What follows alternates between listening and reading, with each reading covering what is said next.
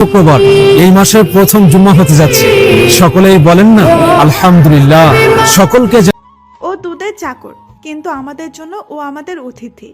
তাই অন্তত তুই আমার কলেজে ওকে চাকর বা অন্য কিছু না বললে খুশি হব।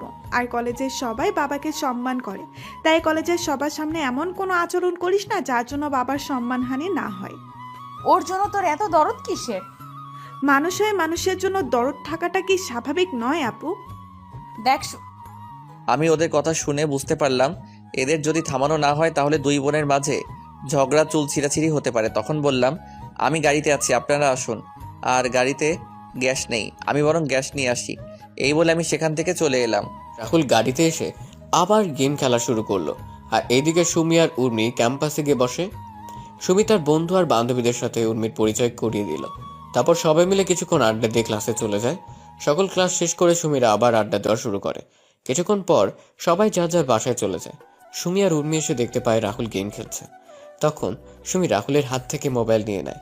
হঠাৎ করে কেউ আমার হাত থেকে মোবাইলটা নিয়ে নিল।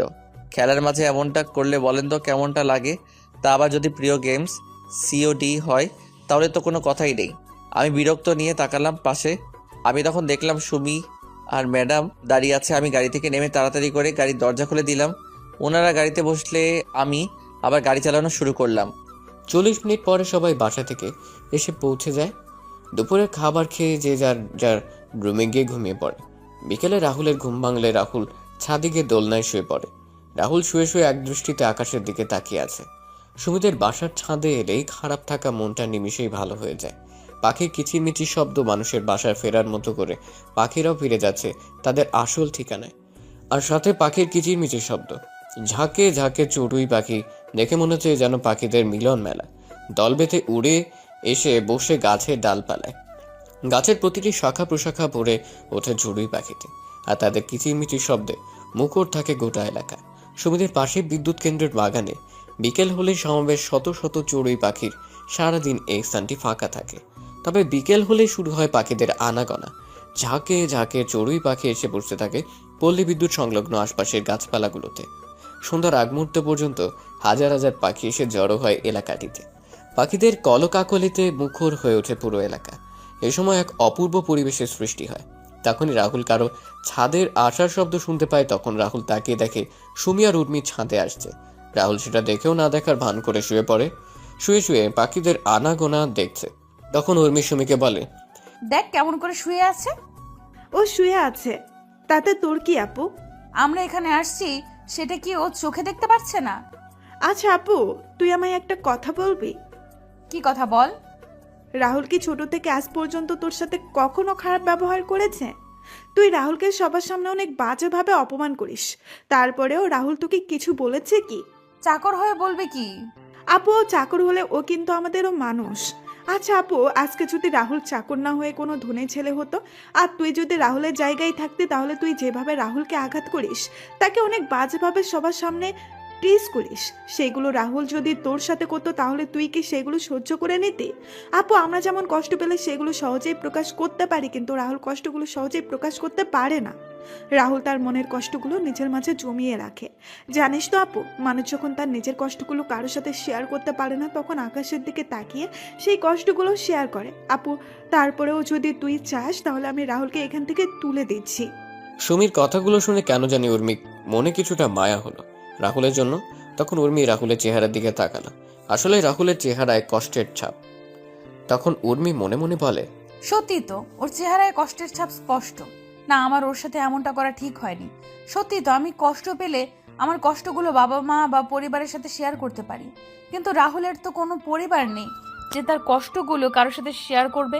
আমার শত অপমান সহ্য করেও আমায় কোনো একটা কটু কথা বলেনি, কিন্তু রাহুলকে দেখলেই কেন জানি অনেক রাগ হয়। নিজের রাগটাকে কেন জানি কন্ট্রোল করতে পারি না। না, সামনে থেকে ওর সাথে আর এমন করব না। এইদিকে সুমি তাকিয়ে দেখতে পায় উর্মি রাহুলের দিকে তাকিয়ে আছে। তখন সুমি উর্মিকে ধাক্কা দিয়ে বলে, আচ্ছা আপু, তুই দাঁড়া, আমি রাহুলকে তুলে দিচ্ছি দোলনা থেকে। সুমিকে আটকিয়ে দিয়ে বললাম, না লাগবে না, চল নিচে চল, ও ওর মতো থাকুক। চলো ফুফু আর ফুফার সাথে কথা বলি গিয়ে। সুমি উর্মির কথা শুনে একটা মুচকি হাসি দিল। উর্মি সুমিকে আর কোনো কথা বলার সুযোগ না দিয়ে নিচে চলে যায়। সন্ধ্যাবেলা রাহুল ছাদ থেকে নেমে নিচে চলে যায়। সন্ধ্যাবেলা সবাই একসাথে বসে নাস্তা করছে, কিন্তু রাহুলকে দেখে মনে হচ্ছে রাহুল কিছু নিয়ে টেনশনে আছে। তখন ফুপু রাহুলকে বললেন, কি রে রাহুল, কি হয়েছে তোর? তুই এত চুপচাপ বসে আছিস যে? আর কাকে কল দিচ্ছিস বারবার? ফুপুর কথা শুনে সবাই রাহুলের দিকে তাকায়। তখন ফুপা রাহুলকে প্রশ্ন করেন, কি রে রাহুল, কি হয়েছে? কিছু সমস্যা হয়েছে কি? ফুপা, মনে হচ্ছে কিছু একটা সমস্যা হয়েছে। কি সমস্যা? বাড়িতে কল দিচ্ছি কিন্তু কেউ কল রিসিভ করছে না, সবার ফোন বন্ধ দেখাচ্ছে। আরে চিন্তা করিস না, সব ঠিক হয়ে যাবে। সবাই হয়তো কোনো কাজে ব্যস্ত আছে, তাই ফোন ধরছে না। রাহুলের কথা শুনে উর্মি কল দিল তার বাবা মা চাচা চাচির নাম্বারে, কিন্তু সবার ফোন বন্ধ দেখাচ্ছে। তখন উর্মি বলে, ফুফাও তো ঠিকই বলছে, সবার ফোন বন্ধ। আমি এখন কল দিয়েছিলাম। ফুপা, আমার মনে হয় একবার বাড়িতে যাওয়া আমার উচিত হবে। আরে চিন্তা করিস না, রাতে কোনো কাজে ব্যস্ত আছে হয়তো, তাই ধরছে না। আর কালকে কথা হয়েছিল আমার ভাইয়ের সাথে। ভাই বলল আজকে কি যেন একটা বড় ডিল হবে, তাই সবাই ওই কাজে বিজি এখন, তাই হয়তো কল ধরছে না। চিন্তা করিস না, হাতের কাজ শেষ হলে তোদের সাথে যোগাযোগ করবে। আরে তোরা খাওয়া দাওয়া কর শান্তিতে। রাহুলের কেমন জানি টেনশন হচ্ছে। রাহুল একের পর এক কল দিয়ে যাচ্ছে, কিন্তু ফোন বন্ধ আসছে। রাতের খাবার খেয়ে সবাই ঘুমিয়ে পড়ে। পরের দিন সকালে রাহুল সুমিকে নিয়ে কলেজে যায়। কলেজ থেকে ফেরার পথে সুমি রাহুলকে গাড়ি থামানোর জন্য বলে। কি হলো? এভাবে গাড়ি থামানোর মানে কি?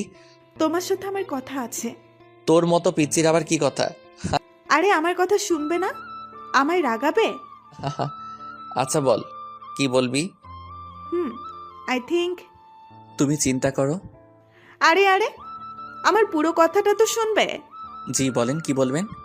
আমি মনে করি আমি তো রাহুল গাড়ি থামিয়ে বলে।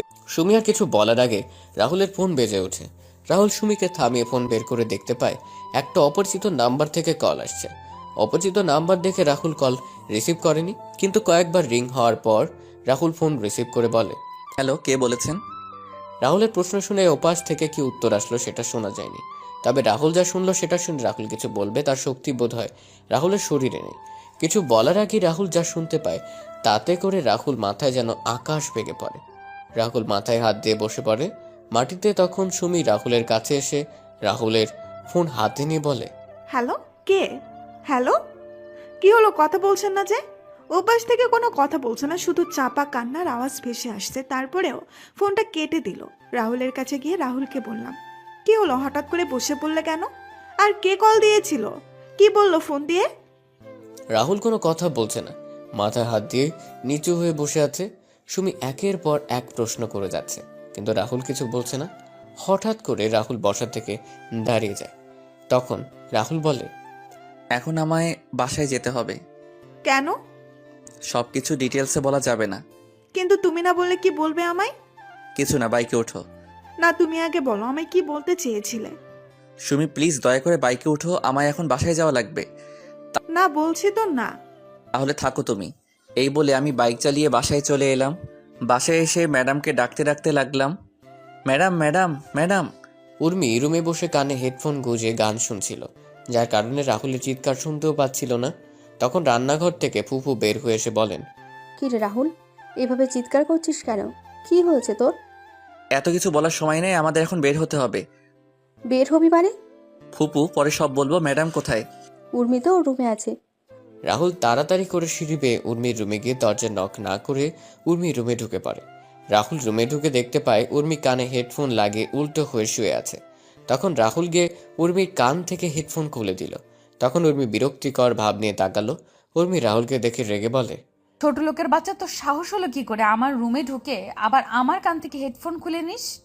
সরি ম্যাডাম, আপনাকে আমি নিচে থেকে অনেক ডাকছিলাম, কিন্তু আপনি শুনতে পাননি, তাই আমি রুমে এসে হেডফোন খুলতে বাধ্য হই।